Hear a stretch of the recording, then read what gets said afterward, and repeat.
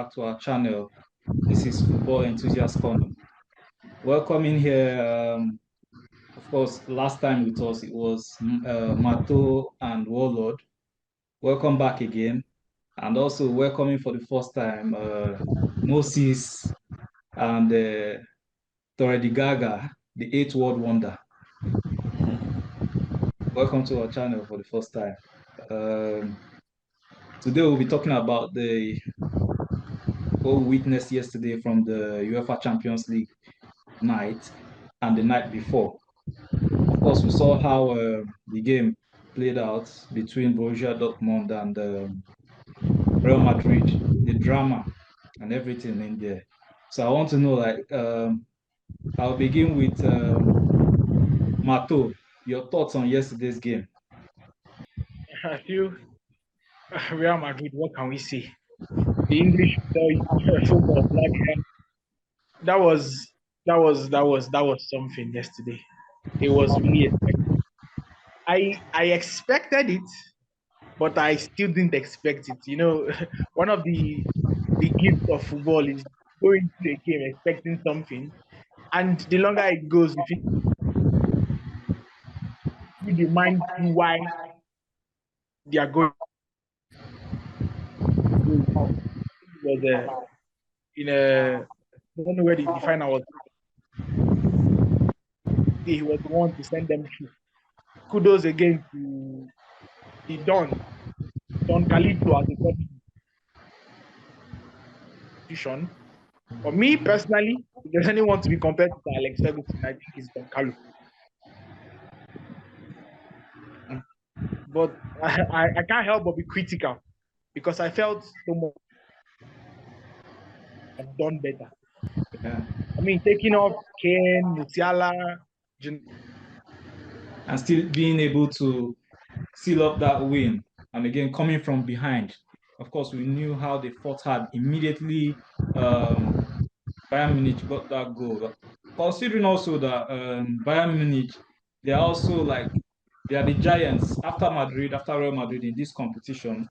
Going by what the teams we have still present in the competition up till now, I think Bayern will take next after Real Madrid. But to pull that off against Bayern Munich so quick, we've seen them do it against the likes of City and some other big teams in the Champions League. So I think it's safe to say that this is their competition.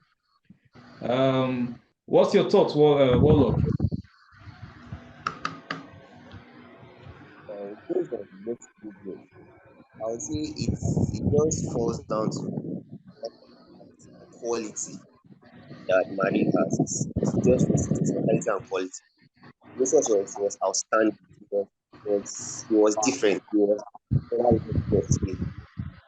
and mentality, I didn't think one was top. And then secondly, future to be blamed, I would say, because it can't be leading a very standard based on the whole history about Madrid in the Champions League, how they come back from behind, even against the top ones like Man City. So you should at least have left two of your attacking threats, not removing all of them. One goal in Madrid in Santiago Bernabeu against Real Madrid. So I would say the coach is 90% at fault. But aside that, the players, their mentality was everything. They fought for it and they deserve all the praises. Everything, they deserve it. Yeah. Mos, your thoughts on the game?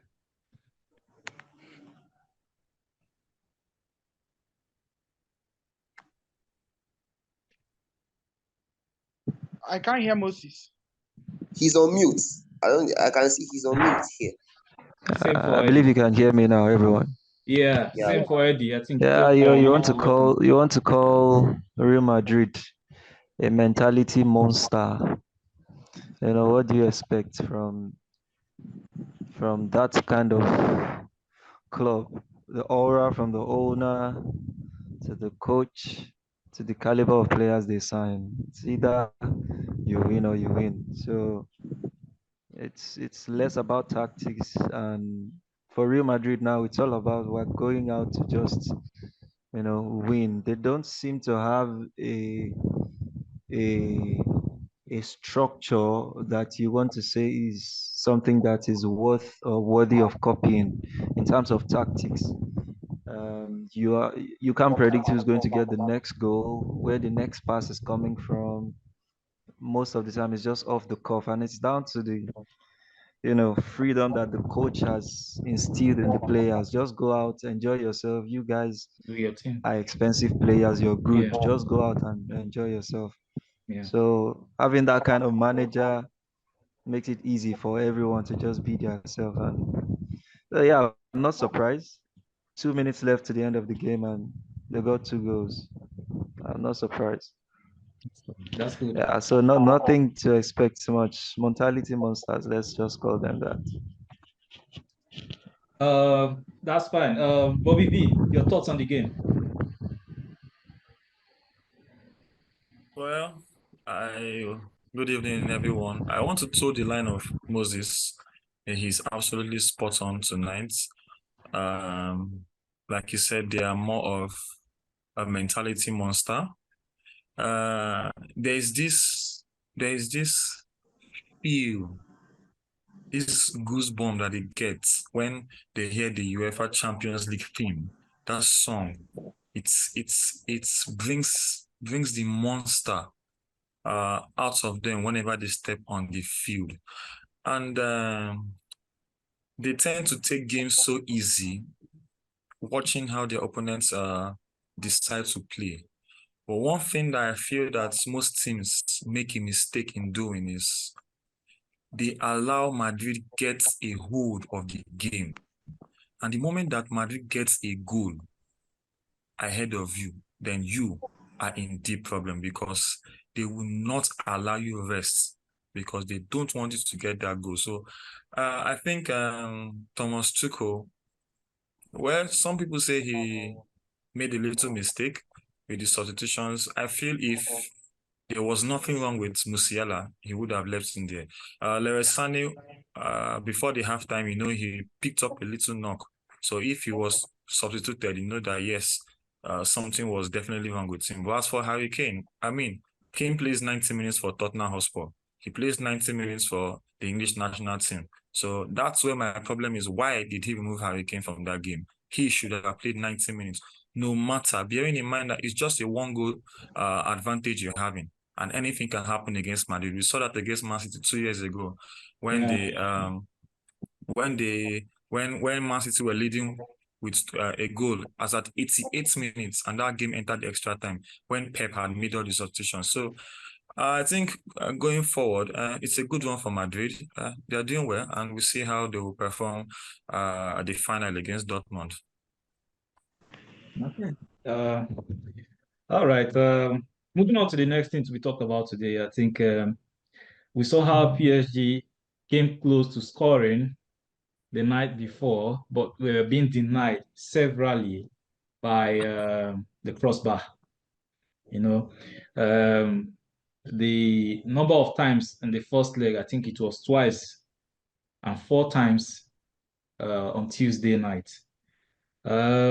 Would we, or is it safe to say that they ran out of luck, or is it about, because most people were giving or have been giving credit to Borussia Dortmund in terms of their composure, holding down the fierce attackers PSG have up front in their front three. So I want to hear from Marto, your thoughts. Listen, PSG, one could look at it and say they hit the post once, twice, thrice. But for me, this competition, the Champions League, sometimes tactics go out of the window. Or you just have to go guns blazing. Yeah. Considering the fact that it was just one goal difference. If PSG had tied the game at 1-1, it would have been better a bit. But then again, my personally, the coach of Paris Saint-Germain, Luis Enrique, I saw him when he was at Barcelona. There's this thing with Catalonia coaches. Yeah. They are so in depth to their philosophy. I don't think PSG trust the ball that much or try to shoot outside, except when Vitinha had tried once and he hit the crossbar. You kept seeing them trying to pass around, trying to break the low block.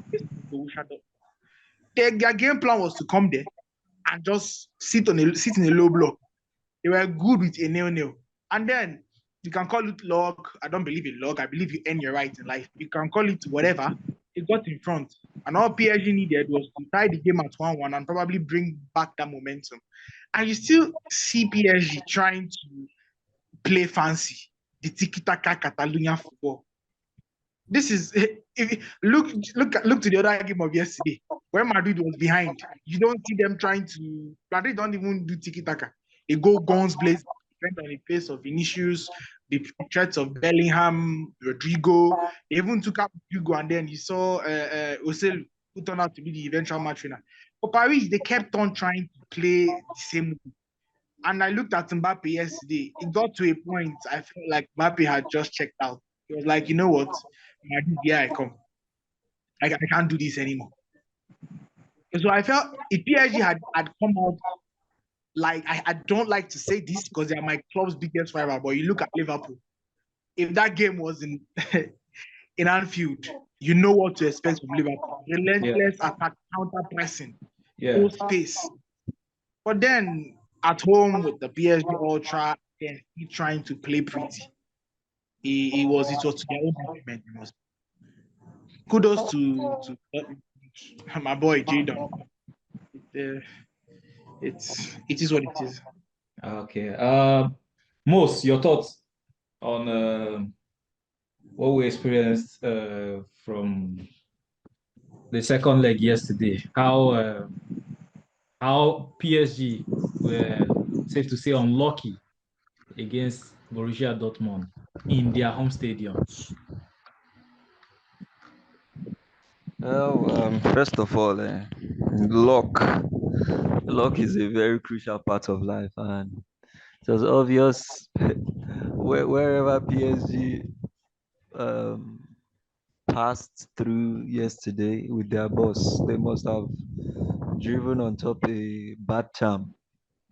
Their boss tire must have passed on a bad charm because they were unlucky. They did everything that you as a fan watching them and wanting them to win.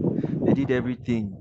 They shot, they were, crossing, they were doing everything they could. But if that game lasted for extra 1 hour, they wouldn't still have gotten any goal. So they were unlucky.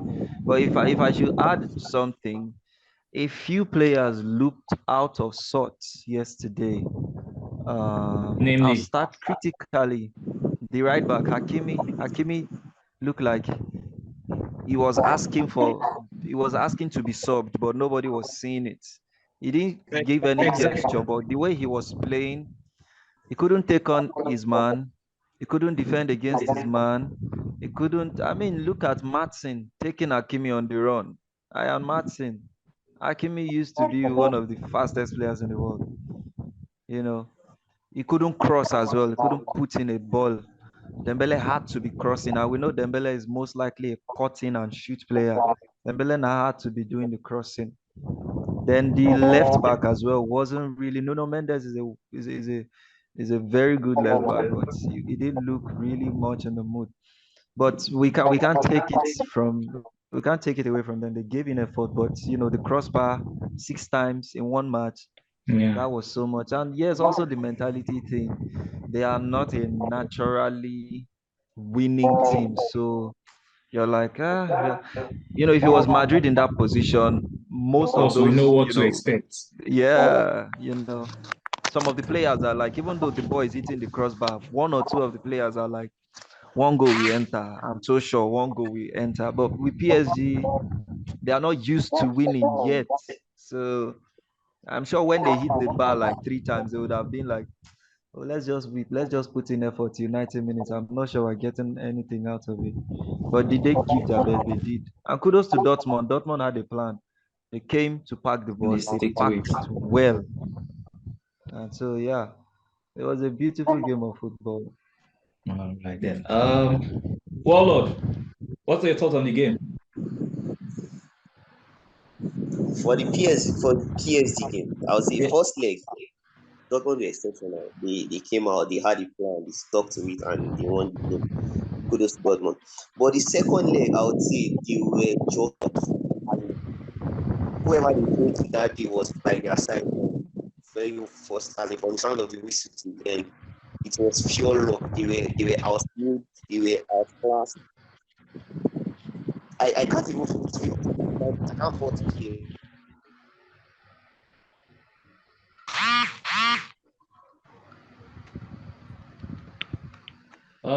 Bobby V, let's hear your thoughts on the Okay. game. Uh, how do you rate a team that comes from the French league, a league where you hardly find their clubs making it into the final stages of the Champions League? Now, this is what happens. You play a game against an opponent for 180 minutes and you could not even score a goal home and away. I mean, the Champions League is not a league, it's not the French league. It's a league where you need to take your chances when it comes. Now, if you don't know that PSG had a very high expected goals, they had an XG of 3.22. Before the game or while the game was on? The game of 2 days ago, PSG had an expected goals after the game. They had an expected goals of 3.22, meaning that they Okay. had three Chances. maximum big chances that they should have converted. But what happened? Bad finishing. Dortmund had an expected goal of 0.76. What does that mean? That with the chances they created, they were not expected to have scored any of them out of it. But what did they do? They made a smash and grab. They got into a very good chance in the second half, and Mats Hummels was able to make that happen. And if you check in that second half, PSG had a possession of 73%. What does that tell you? They had all the possession, but no penetration.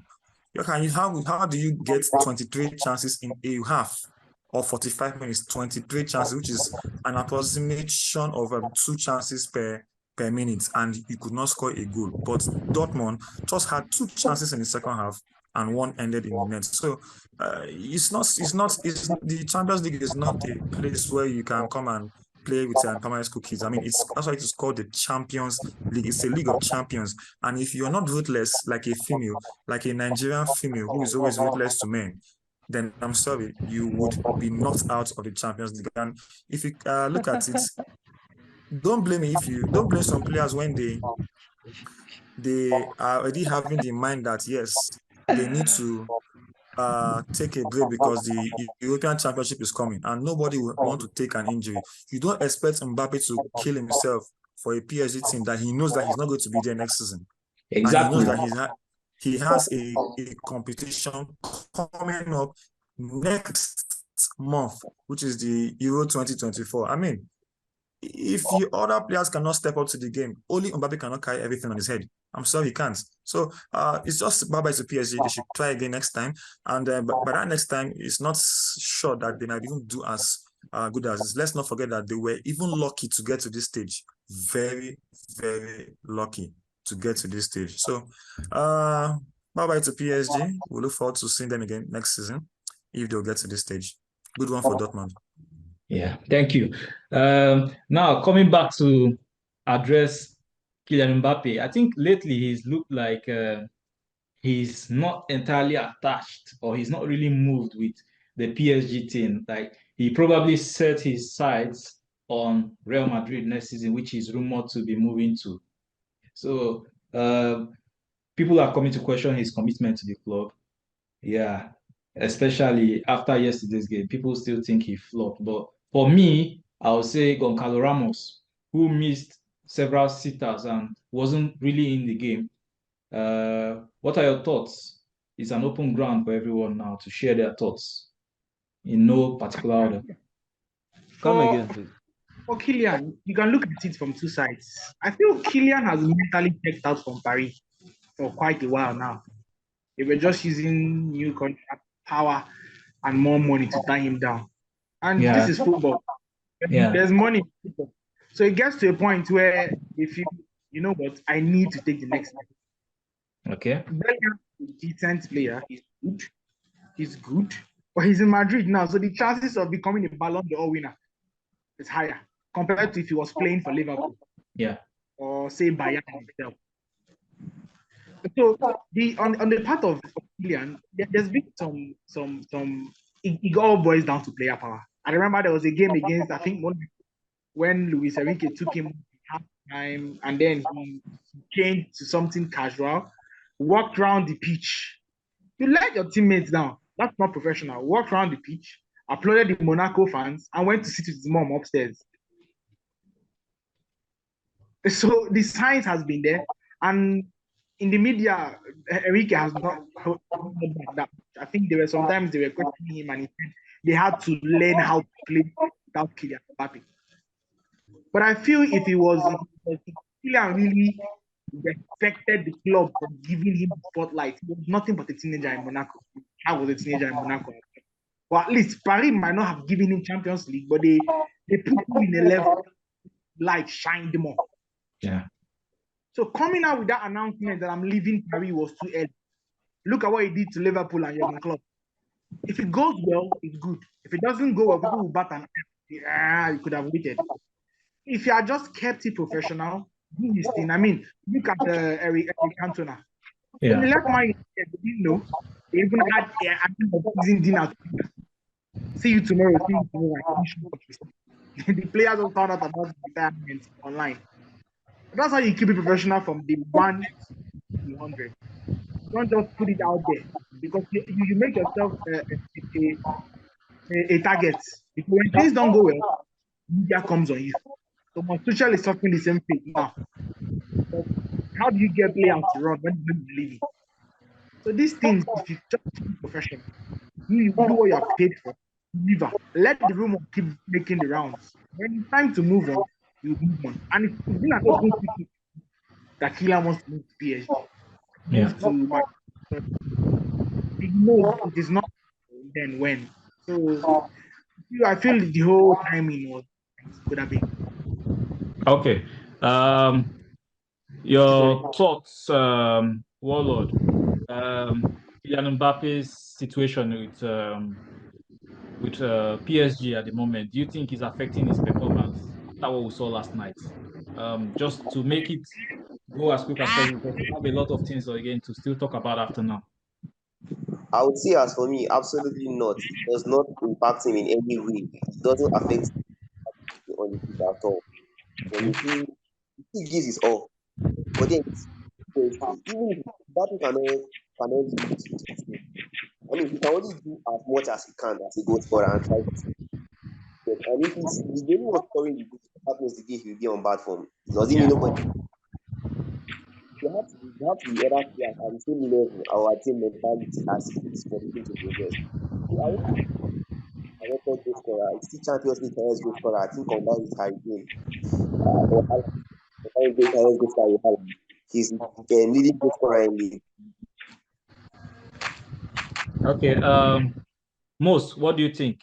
We're running out of time now, so I think we should be. Yeah, first of all, my reservations is always there for players and coaches that are moving on during the course of the season and think it's sensible enough to announce. I don't know the logic behind it. I have no idea who started that pattern.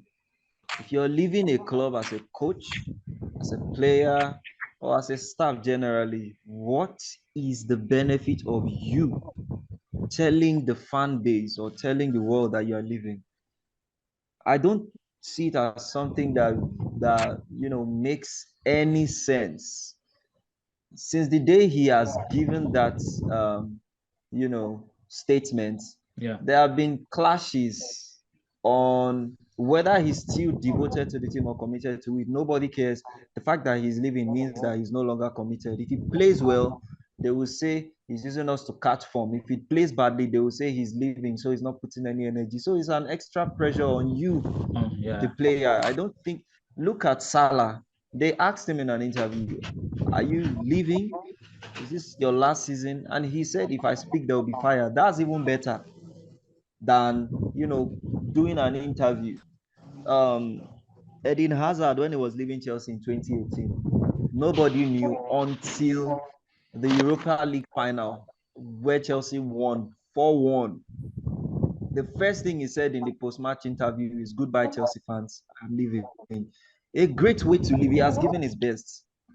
If he had told us he was leaving and we lost that match, I mean Chelsea lost that match, and they would have said Hazard didn't play well. After all, he's going to Real Madrid and all of that. So I don't think it makes sense. But is that why PSG lost or whatever? I don't think so. He still gave his best. He has 45 goals, considering that he didn't start the season with them because he had an issue for some weeks with the club. I don't think it has anything to do with performance or PSG or players, whatever. But the whole situation is just messy. I don't think it makes sense to announce that you're leaving when the season is still on. Okay. Quickly, Bobby V, your thoughts about Kylian Mbappe's commitment with PSG and looking at what happened last night with them. And then we'll touch the last topic before we close it for the day. If as a guy that you are, a man that you are, and your girlfriend should come to meet you and says she wants a break, what do you think you will do as a guy? Of course, you'll be looking for the next possible thing to, or the next possible girl to get in your life. Like no girl will come to meet you and say, "Please, baby, I want to take a break from this relationship." What you know what you will do next? So when Kylian Mbappe comes up with such a news early in the season saying that he's going to leave at the end of the summer, and before he started getting game time, he was actually being benched for a while before he started getting his game time. So already, I think the PSG club, they're already trying to find a way to play without him. And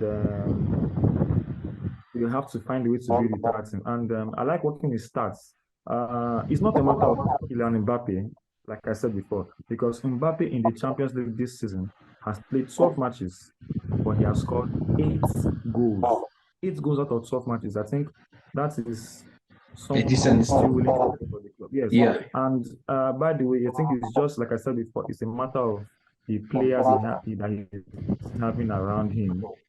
Because PSG have only failed to score in 3 of their last 39 home games right in the Champions League. The last one was just 2 nights ago against Dortmund. Before then, it was in 2023 against Bayern Munich.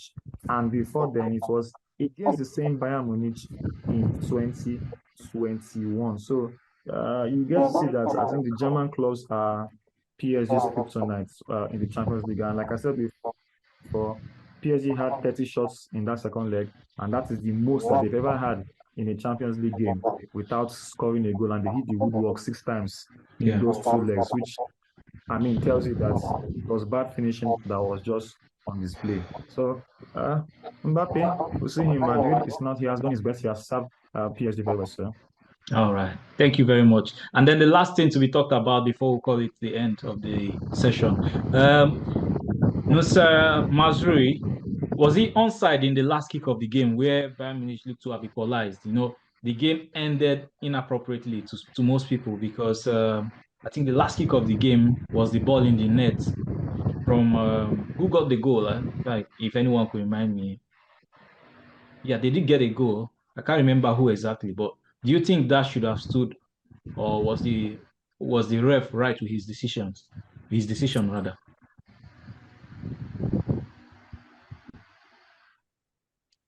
Well, based on the football rule, like an in quotes uncertified licensed football referee that I am, I will tell you for a fact that is a goal, but was not followed by the rule of the game.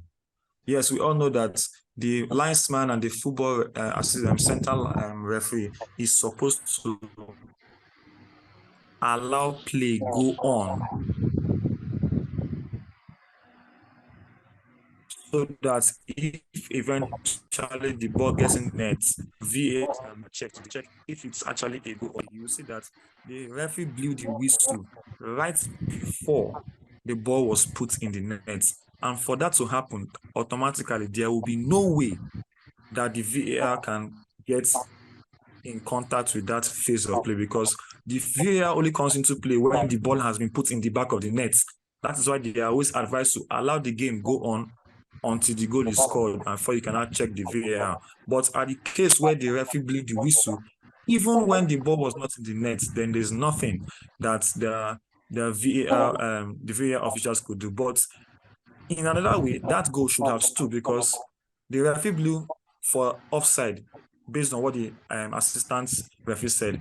And if you check that attacking phase of play, you see that there was no offside in that. So I understand the grievances of the Bayern Munich players, but it is what it is. It feels more like the Madrid team is usually being favored. But I think for me, the officials there, they goofed big time because that game should not have ended in that score. That should have been a goal for Bayern. Yeah.